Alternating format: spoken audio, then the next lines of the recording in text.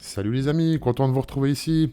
Donc aujourd'hui c'est le tutoriel numéro 2 de Xtool Creative Space. On va travailler avec une D1 Pro et une tête 20 watts sur du contreplaqué de peuplier. Donc aujourd'hui on va faire des tests pour la gravure, donc des gris tests. Ça va vous permettre de trouver les bons résultats de puissance et de vitesse pour tout ce qui va être vos gravures. Et en deuxième partie on fera la même chose pour les découpes. Voilà, donc c'est parti. Allez, on ouvre le logiciel.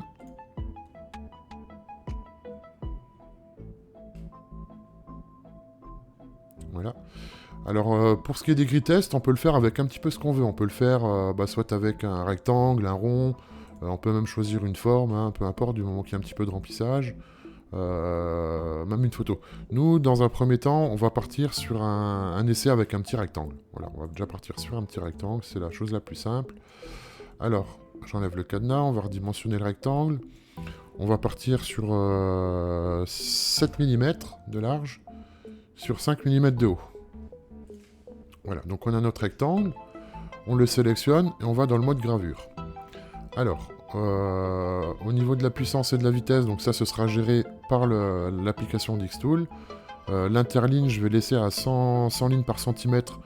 Ça correspond à du DPI 254, donc parfait pour la tête 20 watts. Et en mode bidirectionnel. Donc là, au niveau de ça, on est bon. Allez, on va lancer le truc. Donc là, on voit bien qu'on est bien en mode remplissage. Donc on sélectionne notre petit rectangle. On va sur déploiement, matrice d'essai du matériau. Et là, ça va nous créer ce petit tableau. Alors, on retrouve dans la colonne X donc, le paramètre puissance avec puissance max, puissance mini, le nombre de colonnes. Donc déjà, le nombre de colonnes, on va le passer à 10 pour avoir une plus grande échelle. L'espacement, on verra après. Et dans le rang Y, on est sur les vitesses. Voilà, donc les vitesses max, vitesse mini, c'est pareil, on va augmenter le rang à 7 lignes, à 10 lignes je veux dire. Voilà. Alors, on obtient cette matrice. Donc on va déjà réduire l'espacement à 2, hein, ça sert à rien d'avoir autant d'espacement. Voilà. Comme ça tout de suite le tableau devient un petit peu plus petit. Par contre les cases n'ont pas changé de taille, elles font toujours 7 par 5. Alors, on va maintenant mettre les puissances. Alors, au niveau de la puissance, il n'y a pas trop d'intérêt de se mettre à 10%, c'est vraiment léger, on va partir à partir de 20%. Voilà. En ce qui concerne les vitesses, c'est pareil, 10 mm seconde, avec la tête 20 watts, ça va être vraiment, vraiment très très lent, donc on va un petit peu augmenter, on va partir à partir de 30 mm seconde. Et en vitesse maximale, moi je partirais bien sur du 250 mm seconde. Voilà. Donc, on a nos paramètres qui sont établis.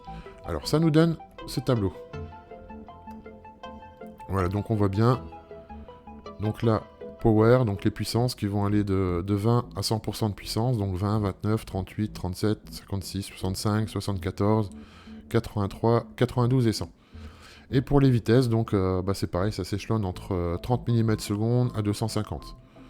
Et voilà, on passe de 30 à 55, donc c'est par palier de 25, à peu près. 24-25.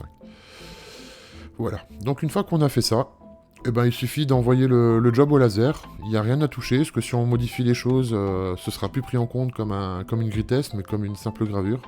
Donc là, on envoie au laser. Donc déjà, allumer le laser. Voilà, on allume la machine. On va attendre que le laser soit reconnu, voilà. Donc là c'est bon, en USB, c'est bien reconnu. Donc je clique sur traitement. Ah oui, j'ai eu un petit message d'erreur, en fait ça dépasse un petit peu. Hop, on va bien le mettre sur la grille, voilà. Donc là je lance le traitement. Ok, donc on a bien le job qu'on veut réaliser. Je reste en haut à gauche, donc je vais venir positionner ma tête laser à cet endroit-là sur ma planche de bois pour faire l'essai. Et c'est parti. On va faire un petit test d'encadrement. Voilà, c'est lancé. Et on se retrouve sur la machine. Donc voilà, donc on se retrouve avec notre planche de contreplaqué. Donc c'est du 10 mm. Bon, je vais la placer sur le nid d'abeille. Je vois qu'elle est un petit peu bombée, donc je vais un petit peu la lester. Voilà, un petit bout de bois, 2 kg dessus, voilà, pour que ce soit bien plaqué. Là je l'aime bien avec le bord du nid d'abeille pour ça parallèle. Ensuite, la tête 20 watts, donc là je me règle bien sur 0 vu que ça va être de la gravure, je descends le petit bras, je tombe dessus, hop, je viens baisser donc la tête pour avoir le petit bras posé sur le bois, je verrouille et je remonte le petit bras. Donc ça fait que là, la tête est prête. Donc tout à l'heure, j'ai dit que je le mettais en haut à gauche, donc je le mets en haut à gauche, je vais allumer. Voilà, donc j'ai allumé l'air assist en petite puissance pour la gravure. Comme ça mettra la buse en surpression et ça évitera la fumée de monter dans la buse, c'est-à-dire la lentille. Donc le laser est positionné dans le coin. Je fais mon cadrage. Voilà, donc parfait. La zone, le laser vient de me montrer la zone où va se passer la gravure. Et ben c'est parti. Il n'y a plus qu'à lancer le job. Donc je vais retourner sur l'ordinateur, lancer le job à la machine. Et on se retrouve dans un petit instant pour appuyer sur le bouton et lancer la gravure.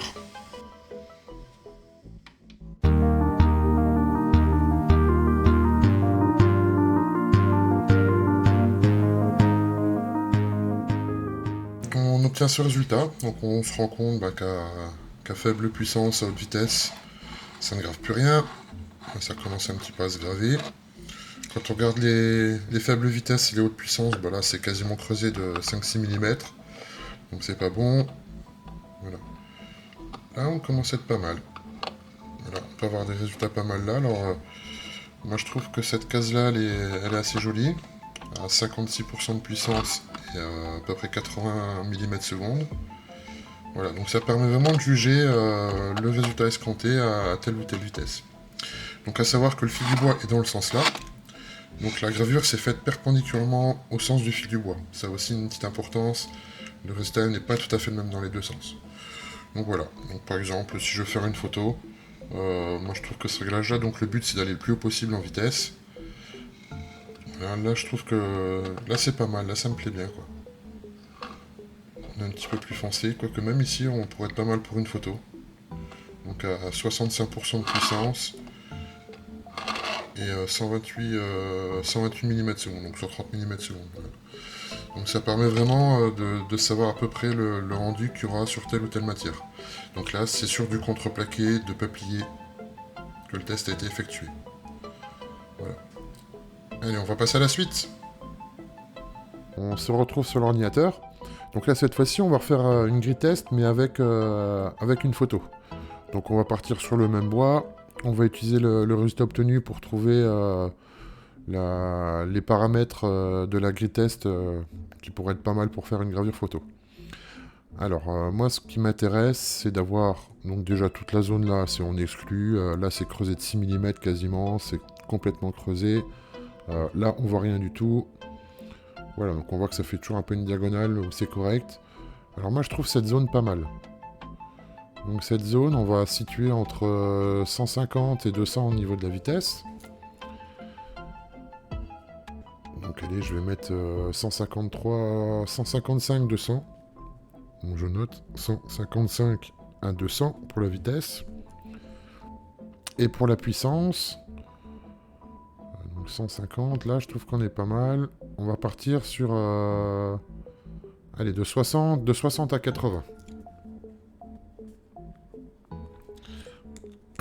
Voilà. Donc ça, on vire. Alors, on va prendre une petite photo. Donc moi, j'ai préparé un petit œil.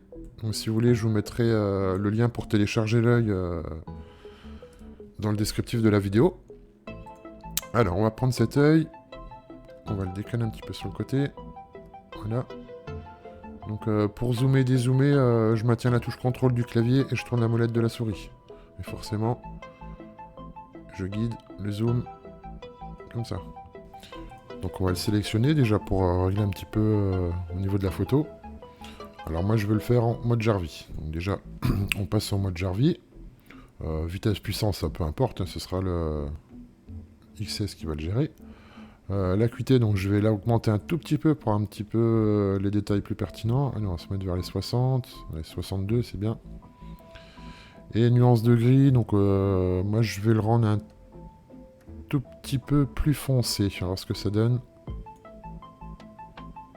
Voilà. C'est peut-être un peu beaucoup, on va redescendre aux alentours des 20.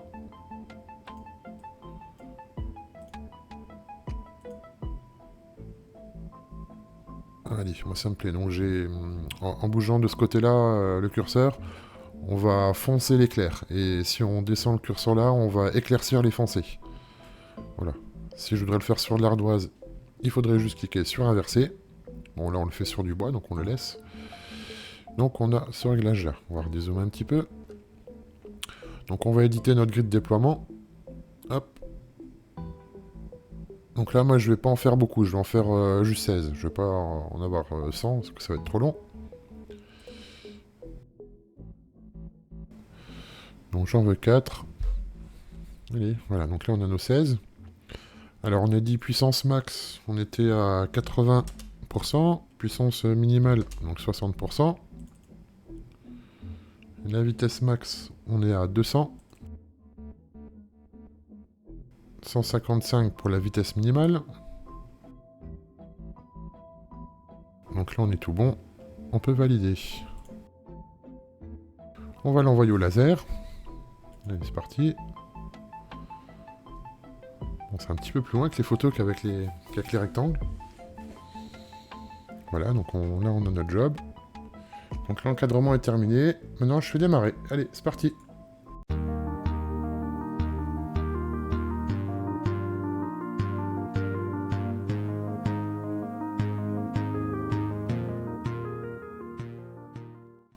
Donc voilà le résultat. Donc on voit que là forcément c'est trop clair. Là c'est un peu trop brûlé, trop creusé. Moi je trouve qu'on a une belle zone par ici. Ou encore là.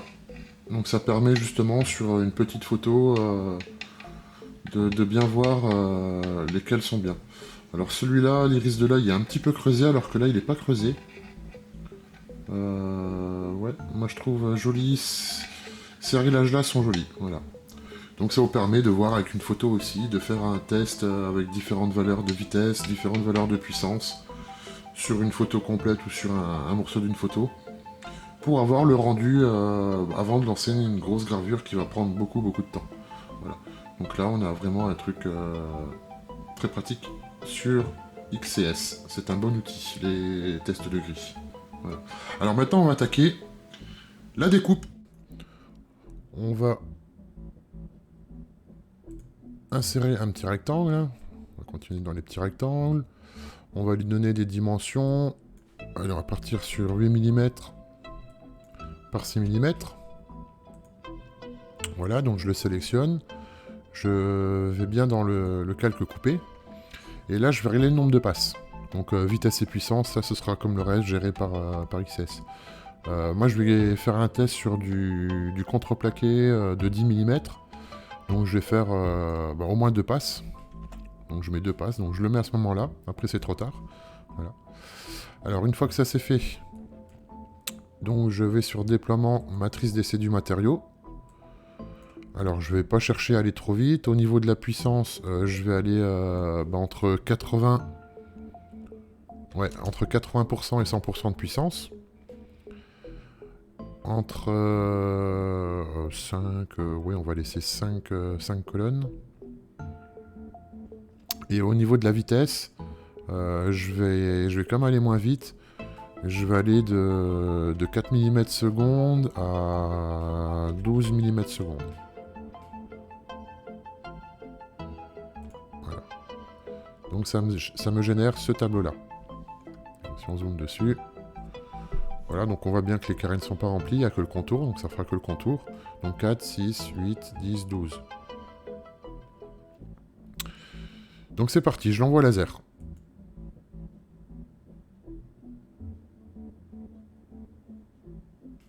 Voilà, donc j'ai ça. Je vais faire mon petit test d'encadrement, je vais pas le mettre sur la vidéo, hein, c'est pas nécessaire. Allez, je vous retrouve dans un instant pour lancer la découpe. Donc voilà, donc dans un premier temps, je vais déjà régler mon laser, donc le bois fait 10 mm. Je vais un petit peu changer la valeur. Donc là, je vais me régler. Allez, je vais pas le mettre très fort parce que j'ai la longue buse, elle dépasse un petit peu. Je vais me mettre sur 3.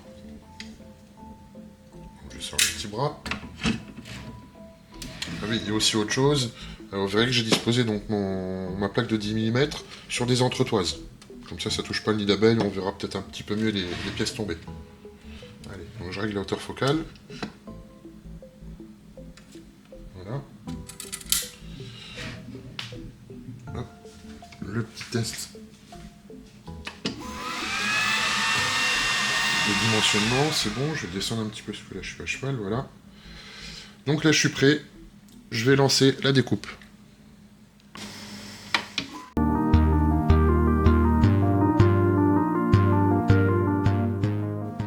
Donc voyons le résultat.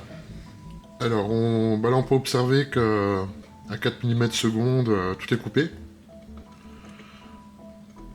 À 6 mm seconde, là on n'est pas tout à fait coupé. Donc à 100% de puissance c'était coupé, mais alors les autres non. On sent que ça bouge et voilà, c'est de plus en plus rigide. Donc je vais refaire un autre test avec la zone là plus serrée. Comme ça on se rendra compte de ce que ça peut faire en 4 et 5 mm. Parce que le 6, on sentait que là, dans ce cas-là, je sais pas si j'arrive à le ressortir, non. On sentait qu'il y avait encore quelques fibres de bois qui tenaient le petit échantillon. Allez, c'est parti, on fait le test en 5.